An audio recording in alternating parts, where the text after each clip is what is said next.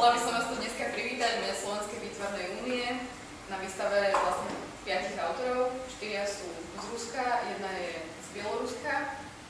Takisto by som chcela medzi nami privítať dve dôležité osobnosti, a to je pani Tatiana Siedlová, spolukurátorka, pán Igor Nábrodský.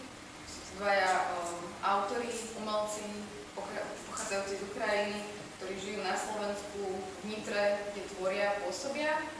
A vlastne prečo sme sa rozhodli, alebo prečo tu funguje takýto cyklus ruskej malby, pretože toto je už v poradí druhá výstava, budú ďalšie ešte dve výstavy ruských umelcov, tak vlastne je to vďaka týmto dvom osobám, vďaka Tatiane, vďaka Igorovi, ktorí vlastne sprostredkovajú mladým umelcom Ruska kontakty a snažia sa presadiť ich tvorbu na Slovensku alebo aj v iných európskych mestách.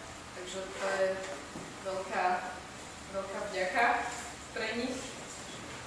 No a vlastne v dnešnej súčasnej zvláštnej situácii medzi teda Ruskom a medzi Ukrajinou je to veľmi príjemné spojenie, kedy dvaja ukrajinskí umelci iniciujú výstavu pre ďalších 5 Rusov, čo je príjemné stretnúť sa tu takto pri umení a proste neriešiť nejaké politické konflikty.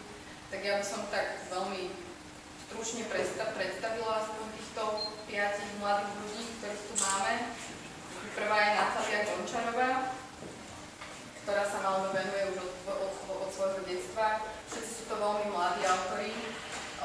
Autorka je 87. ročník a pochádza z Magadanu z Ruska, čo mi naši kolegovia prezradili, že to je skoro 13 000 kilometrov ďaleko, je to proste niekde na Sibíri, takže tieto úrazy sa myšli 13 000 kilometrov, takže len preto majú hodnotu, ale inak vedia zaujať, sú proste osobitým realizmom, nejakou osobitou figúrou, ktorú autorka spodobuje, oválna tvár, rôzne realistické zaujímavé motívy ako olúpaná stena alebo haluska, ktorá je veľmi realisticky spodobená, je ako keby prilepená na to plátne, ale je malovaná.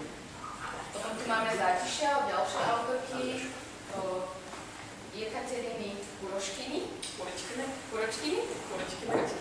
z Moskvy, z Ruska, ktorá vyštudovala Moskovskú štátnu univerzitu, venuje sa technike akvarelu, maluje taktiež guašom, olejom alebo pastelom, temperou a mimo rôznych typických atribútov Zátišia a rôznych muší alebo sklených pohárov a takýchto typických motivov môžeme nájsť aj ruský samovar, čo teda hovorí samo za sebe o lokácii a taktiež súčasný motiv teddybearov, čo je celkom také príjemné.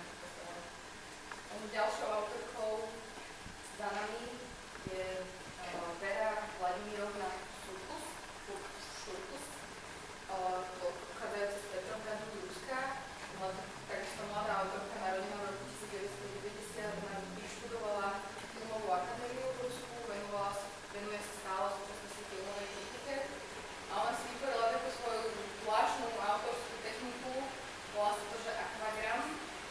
Týmto akvagramom vlastne vytvára svoje fotky, do ktorých zasahuje aj nejakou počítačovou grafikou, aj nejakou malbou, ale tak teda v podstate nám neprezradila, lebo je to autorčinné tajomstvo, ako tieto veci vytvára. Ďalšou autorkou je Kira Bars, ktorá pochádza z Orša, pôvodne z Bieloruska, a žije taktiež v meste Surgut, čo je tiež ďaleko na Sibíri, takže máme tu ďalšiu autorku, ktorá nám poslala diela z veľkej diaľky.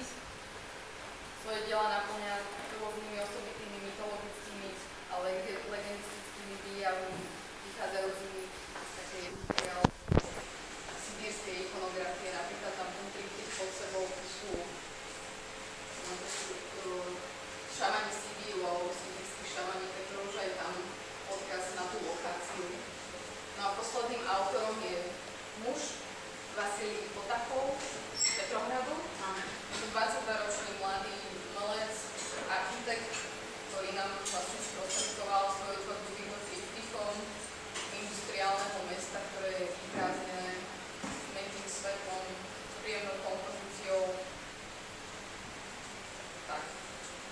som vám poďakovala za pozornosť v takto komornej atmosfére.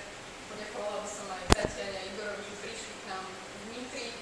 Ďakujem Dite a Dodovi, že nám nachystali pohár vínka, na ktorý vás pozývam. A ďakujem, že ste prišli v takom komornom počte. Tak ďakujeme.